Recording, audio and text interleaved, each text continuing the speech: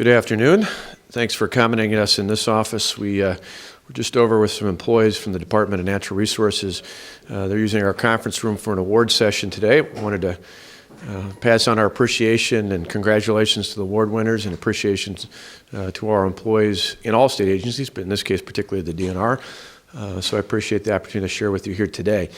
For us, this is part of a great week, and as I've often have pointed out plenty of times before, a lot of this evolves around what we've talked about, Wisconsin being open for business, and it's important to stress that because not only today's numbers I'm going to touch on in just a moment, but overall, in the past week's time, we've had a series of very good and positive announcements. Certainly leading into that, we've been talking about the fact that for the first 3 months of this year, in January, February, and March, we've seen here in Wisconsin, the private sector has created more than 24,000 new jobs, more than 11,000 of those jobs being in manufacturing. New numbers for April will come out later next week, and we anticipate that we'll see an additional trend of continuing down that path. So for us, we already set the table for positive news when it comes to jobs. But really, in the last few days, on Friday, Chief Executive Magazine did their annual survey of 500 CEOs from across the country. In the past, most of us haven't talked a whole lot about that here in the state of Wisconsin because we were usually hovering somewhere between 40 and 50. A year ago, we were at 41. As of Friday's announcement in their magazine, we had moved up 17 slots, the fastest improvement of any state in the country in this survey, and in the history of the survey, the fastest growth in any one given year of any state in the entire country. So for us, that was good news because that affirms all that we've said about being Wisconsin open for business, starting all the way back to the night of November 2nd, the election, but more importantly, the good solid work we've done to show substance backed up that symbolism starting on January 3rd, and the work we've done with the legislature, passing a whole series of pieces of legislation with Republicans, Democrats, and at least one independent joining with us to push that forward. That is good news, and I think that's part of a trend. We also saw at the beginning of this week, the national bond rating agencies release their reports on the bond rating for the state of Wisconsin, and while other states have seen their bond ratings dropped, and even the threat for the federal government is seeing their bond rating dropped at least by one of those Standards & Poor's, all the bond rating agencies affirmed our bond rating for the state of Wisconsin. And in particular, they highlighted the good work that we're doing to not only balance our budget, but to make structural changes that address the structural deficit and put the state in better position. Today, Bloomberg reported what we've been hearing from individual investors and business owners. Again, the strength of the fact that because of the work we've been doing to tackle our structural problems in part, that has helped more than cut in half the cost of borrowing for the state of Wisconsin. And again, the individuals they highlighted in that story highlighted what we've been saying all along. It's because of the structural changes we're making in state and local government that put us in that position.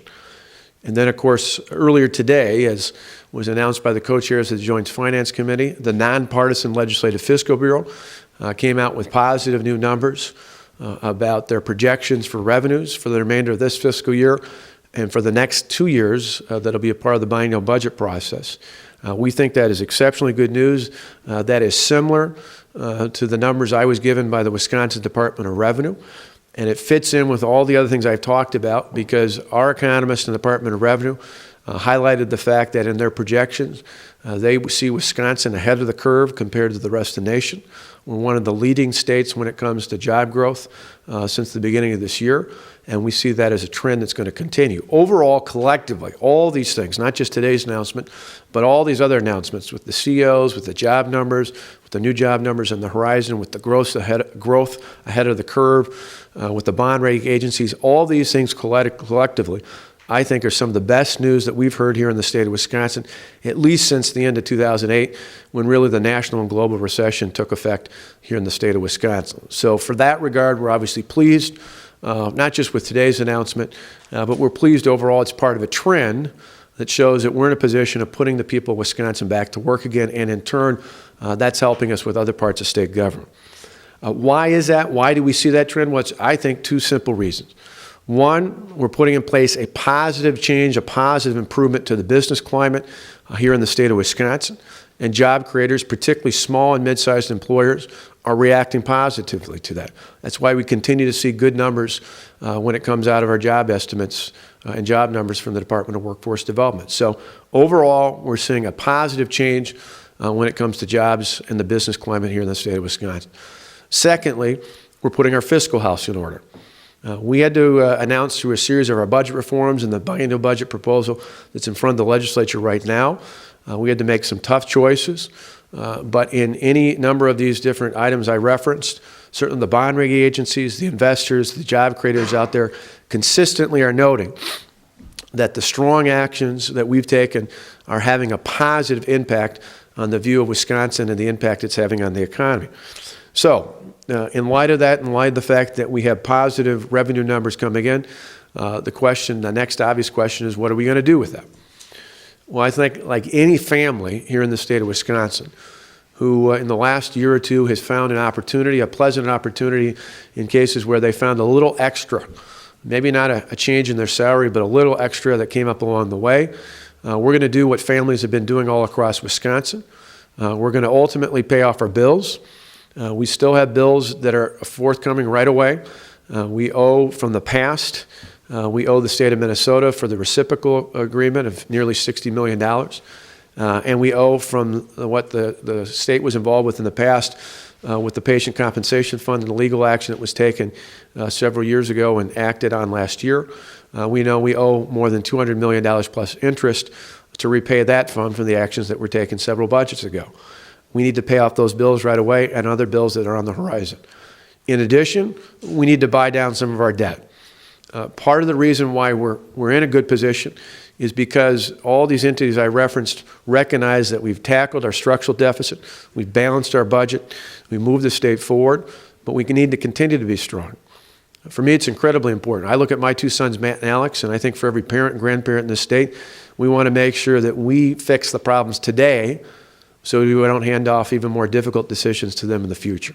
What we're doing and what we're going to continue to do is really about making a commitment to the future so they don't face more dire consequences. As I like to say, we're going to focus on the next generation and not just the next election. So taking those two things on, paying off our bills, buying down our debt, and then with the remainder of funds that are available, we want to continue to do what we've been doing over the past month and a half, and that is reaching out to lawmakers in both the Senate and the Assembly, trying to tackle some of the areas of concern that they and others from the public have brought to our attention.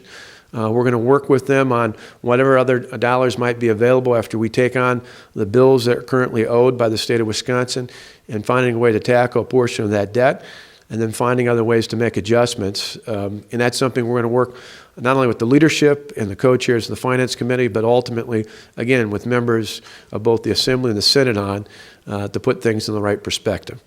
Overall, this is good news. We've got a lot of work to do. We certainly need to finish off tackling this next biennial budget and do so in a way that maintains a strong positive business climate, a strong positive climate for jobs in the state, and that one that continues to keep our fiscal house in order. And along the way, just as they're debating in the legislature even today, we need to make sure we move forward with job-creating opportunities like the telecom reform, venture capital, and other items that are on the horizon. We've done a lot at the beginning of this year, but we're not done yet. So with that, I'll entertain questions if you've got them.